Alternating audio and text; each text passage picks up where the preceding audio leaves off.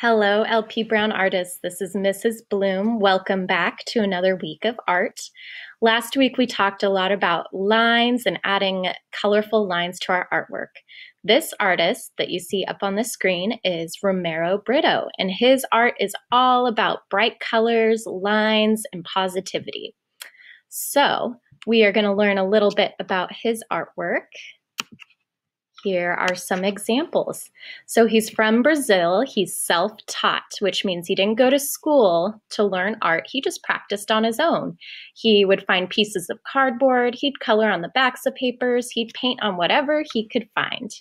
So looking closely at this art, you can see it's kind of like what we created last week. There's lots of lines and patterns. Each section has a different type of line. So we're going to create our own art inspired by Romero Britto. And I highly suggest that you look him up online and check out some of his artwork. He even sells things like suitcases if you are wanting some of his artwork. All right, so what you'll need today is a piece of paper. Any color, any size. If you're wanting to be like Romero Britto, you could even find a piece of cardboard or dig through your recycling. I'm all about that. And crayons.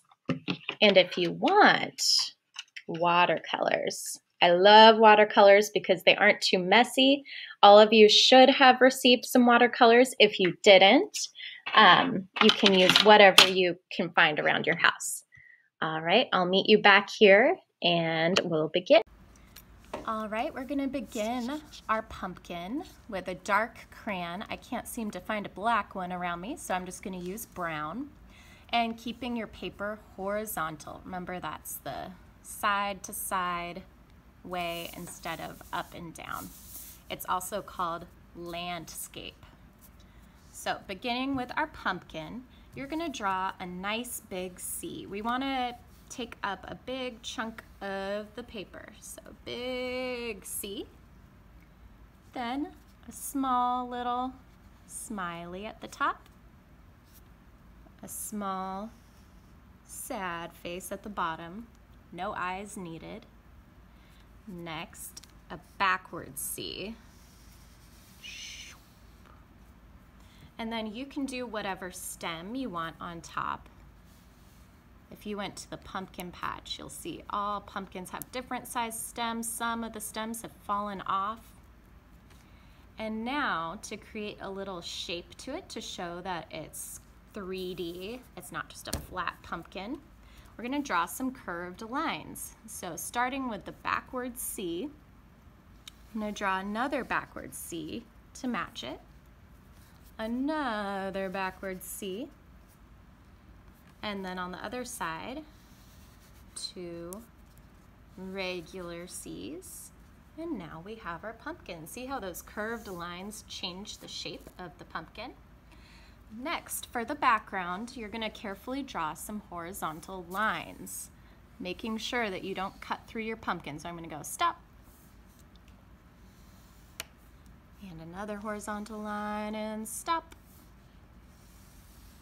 All the way down. You can make them far apart, close together, whatever you want.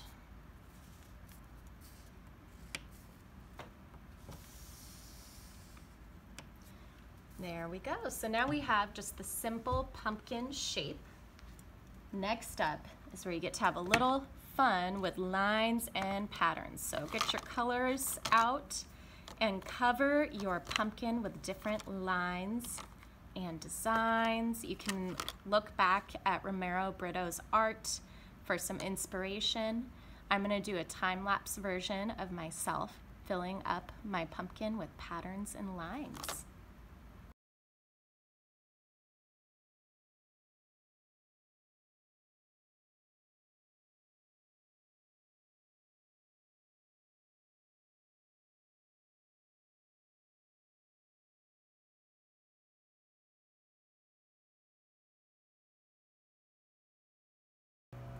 Now that I'm done adding patterns to my entire pumpkin and background, it's time to add some more color.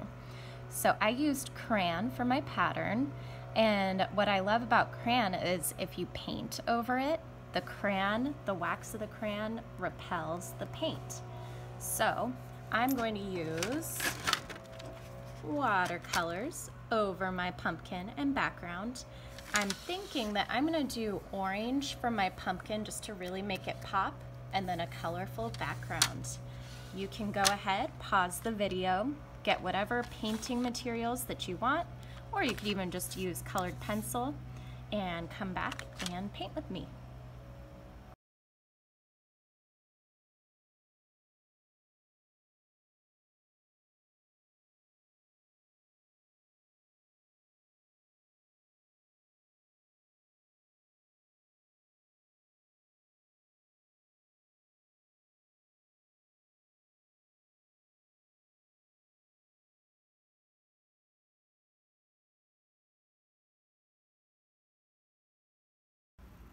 This week I want to share another book by Barney Salzberg, and this book is called The Beautiful Oops.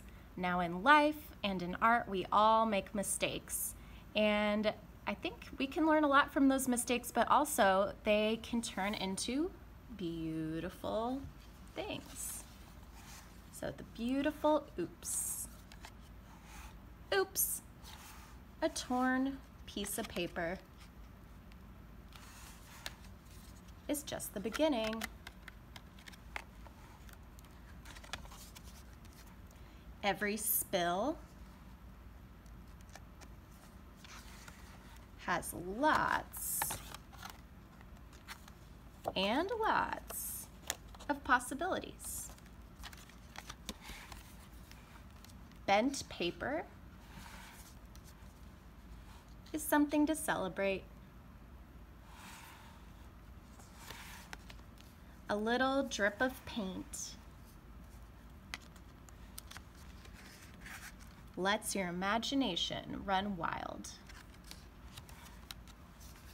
A scrap of paper can be fun to play with.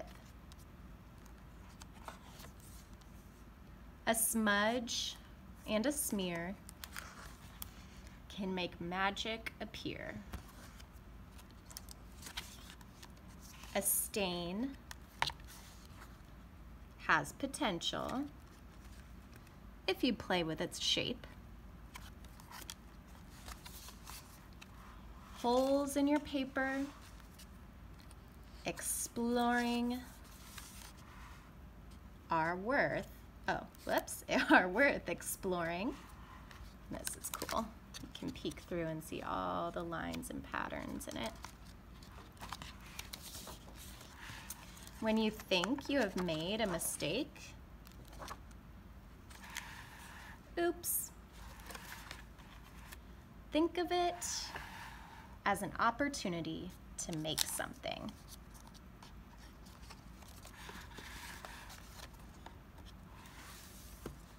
The end. So my challenge for you is that when you make mistakes, whether it's spilling, ripping a paper, whatever it might be, try to turn it into a beautiful oops. What can you create out of that mistake?